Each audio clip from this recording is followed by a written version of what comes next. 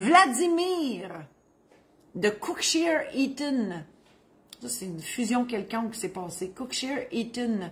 C'est dans la... Moi, je suis sûre, on ne check même pas, je suis sûre dans l'Estrie. Je suis sûre. Cookshare, ça me dit que c'est dans l'Estrie. Vladimir. Bonjour, nos parents prennent de l'âge et lors d'un récent souper en famille, notre père a attiré notre attention sur les phénomènes légaux qui entourent la fin de vie. Effectivement, il y a une couple de patentes auxquelles il faut penser. Nous en avons discuté un moment. Hey, ça devait être un beau souper, hein? Un beau souper de famille. Je sais, on en a de nous autres aussi, là. C'est magique, hein? Parler d'aide médicale à mourir en prenant une gorgée de vin, c'est de toute beauté, mais il faut en parler. C'est ça l'affaire. Souvent, c'est là, hein, quand on est tous réunis. Je recommence la phrase. Nous en avons discuté à un moment pour nous rendre compte que nous ne nous y retrouvons, que nous ne nous... Mais c'est une vraie phrase, Martine. Il n'y a pas, elle veut corriger, mais non. Que nous ne nous y retrouvons absolument pas dans les... Il y a beaucoup de nous, mais ça marche. Dans les procurations et mandats, soins de fin de vie, acharnement thérapeutique, versus la volonté de la personne. La question, pourriez-vous nous expliquer tout ça en nous disant ce qui relève de qui? La procuration, mandat d'inaptitude et dernière volonté médicale. Bon, là, je comprends que vous avez soupé en famille, puis votre père, vous voyez bien qu'il n'est pas éternel, et qu'un jour, ben, il va falloir qu'on fasse les bons documents. C'est très bien, là. Vous devriez tous faire ça, là. Hein? Parce que c'est pas de se mettre la tête dans le sable que ça va régler le problème. Hein? On vieillit tous, puis je vous le dis, là, on n'est pas éternel, on va tous mourir. L'inaptitude, peut-être pas, mais la mort, c'est sûr. S'il y en a un qui a la recette pour rester en vie, donnez-moi-la. Moi, je veux vivre éternellement, mais il n'y en a pas. Donc, l'idée, si vous voulez vivre longtemps, mangez bien, faites de l'exercice, buvez moins de vin, mangez moins de frites. Hein? On peut vivre plus longtemps. Mais, à un moment donné, on a une date d'expiration. Votre père, c'est pareil, Vladimir. Donc, moi, je vous dirais, allez voir le notaire, mais avant ça, procurez-vous mes outils. J'ai préparé des outils pour vous aider. Le programme en ligne pour faire votre testament. Donc, le testament de votre père. Je vous parle à vous aussi, là, parce que tout le monde devrait avoir un testament. Donc, le programme en ligne, tous mes programmes en ligne, la raison d'être de ces programmes-là, c'est de vous aider à vous préparer avant d'aller voir le notaire. OK? Le notaire est nécessaire, là. Mais avant d'y aller, vous faire une tête, savoir de quoi vous parlez, puis tu sais, là, de pas arriver là, puis je sais pas. Bon, vous regardez ça, puis ça va vous faire moins peur d'aller chez le notaire. Je dis pas qu'on mord quelqu'un, là, mais ça va vous aider à... Ça va vous aider à vous faire une tête. Donc, sur le testament, le mandat d'inaptitude, l'aide médicale à mourir. Ça, c'est la première démarche. Puis, bien sûr, une fois que vous avez passé au travers de ça, parce qu'il y a un aide-mémoire aussi relié au programme en ligne. Donc, vous notez vos affaires, puis vous avez une bonne partance pour aller rencontrer le notaire. Je peux vous expliquer. C'est sûr que, je vais vous dire, le testament, ça règle le cas du décès. Donc, c'est le document par excellence qui détermine qui héritera et qui gérera la succession. Donc, qui s'occupera de tout ça. Le mandat d'inaptitude, ça s'applique que si on est inapte. Mais parallèlement à ça, on a une procuration. La différence entre la procuration et le mandat d'inaptitude, la procuration, c'est un dédoublement de vos pouvoirs. Donc, votre père, il les a, ses pouvoirs, vendre, acheter, faire ses opérations bancaires, signer ses déclarations de revenus, ouvrir son courrier, blablabla. Il y a tout ça. Donc, lui, il peut jouer sur son patrimoine. Puis, en donnant procuration à quelqu'un, une autre personne peut jouer aussi sur son patrimoine. Donc, les deux peuvent gérer le patrimoine de votre père. Ça, c'est une procuration. Le mandat d'inaptitude, bien, si le mandat d'inaptitude arrive dans le décor, c'est que la personne, elle est devenue inapte. Donc, votre père, en l'occurrence, Vladimir, il serait devenu inapte. Il les perd, ses pouvoirs. Donc, quand on devient inapte, on les a perdus, nos pouvoirs. Donc, on ne peut plus les dédoubler. Donc, les pouvoirs que votre père avait, il ne peut pas les dédoubler. Donc, la procuration ne s'applique plus. Et c'est là que le mandat d'inaptitude va arriver.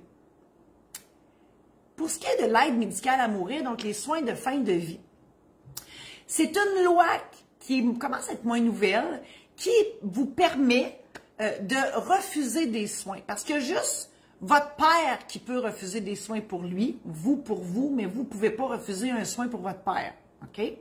Et la loi oblige le médecin à ne pas intervenir. On comprend que c'est des refus de soins. Donc, le médecin, si vous refusez de vous faire soigner, il n'intervient pas. Cette loi-là vous permet de refuser 5 soins. La réanimation cardio-respiratoire, donc si le cœur vous arrête, il ne vous touche pas. La ventilation assistée, si vous manquez d'air, il ne vous touche pas. La dialyse, si vos reins arrêtent de fonctionner, il ne vous touche pas.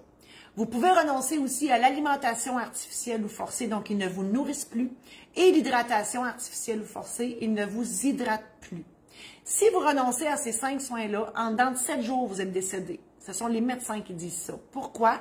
Parce que si vous avez un très bon cœur, de très bons poumons et de très bons reins, vous allez mourir de faim et de soif. Ça me fait rire à chaque fois que je dis ça, puis ça fait comme un fusil. C'est pas ça.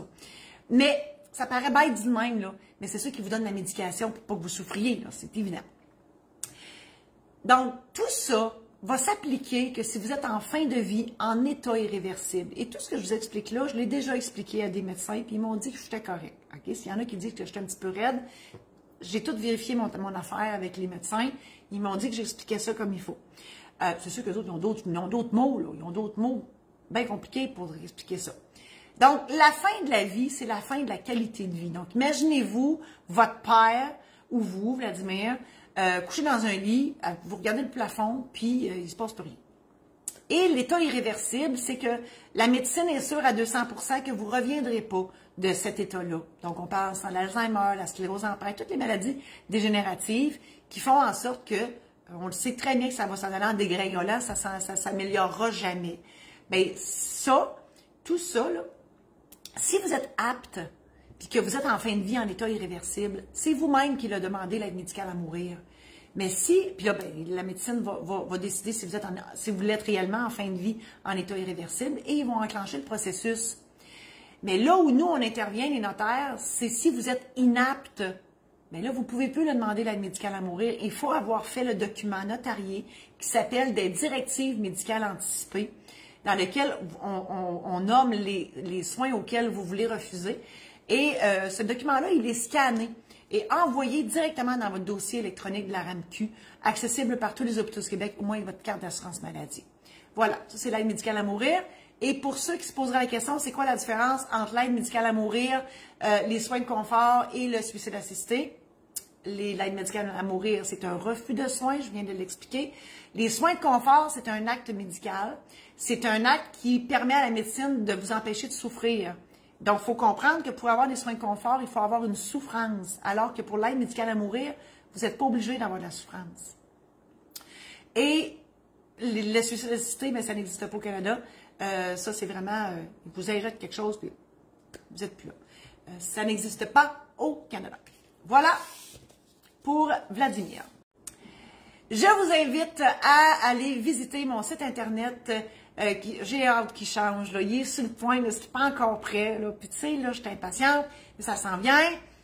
Marie-Josée-Saint-Laurent.com pour tous les programmes en ligne, que ce soit pour faire votre testament, faire votre mandat d'inaptitude. Je dis faire, mais c'est pour préparer, pour vous préparer dans le but de faire votre testament, mandat d'inaptitude et l'aide médicale à mourir. Préparez votre mariage. Si vous êtes liquidateur d'une succession, il y a un programme en ligne qui peut vous accompagner là-dedans. Il y a aussi la trousse Protège-toi pour acheter votre première maison. Il y a une foule d'informations dans ça. Sur mon site internet de la Maison d'édition Saint-Laurent, il y a, c'est maisondéditionsaint-laurent.com, il y a les aides mémoire. Donc, si vous ne voulez pas avoir le programme en ligne, mais vous voulez avoir quand même l'outil d'aide mémoire, ils sont disponibles aussi. Martine est tout en train de vous mettre les liens. Je vous invite aussi à partager cette chronique si vous pensez qu'il y a d'autres mondes dans vos amis qui pourraient être intéressés par cette chronique-là. Et bientôt, j'aurai aussi un podcast. C'est vrai, j'ai oublié de vous dire, mon Dieu, j'en ai donc bien des affaires à dire. Bref, je vais revenir là. J'essaie de couper parce qu'on fait du montage, puis là, il faut que je recoupe. Je vous annonce que je ne serai plus notaire. Je ne serai plus notaire traditionnel. je mets la clé dans mes classeurs et je dépose mon crayon. Je serai dans d'autres projets. Je reste notaire, là. OK, on ne part pas en peur. Je reste notaire, je garde mon titre, mais je ne ferai plus de contrat de notaire à partir du 27 août. Mais vous allez me voir encore, inquiétez-vous pas. Voilà. Alors, merci infiniment d'avoir été là et on se revoit bientôt.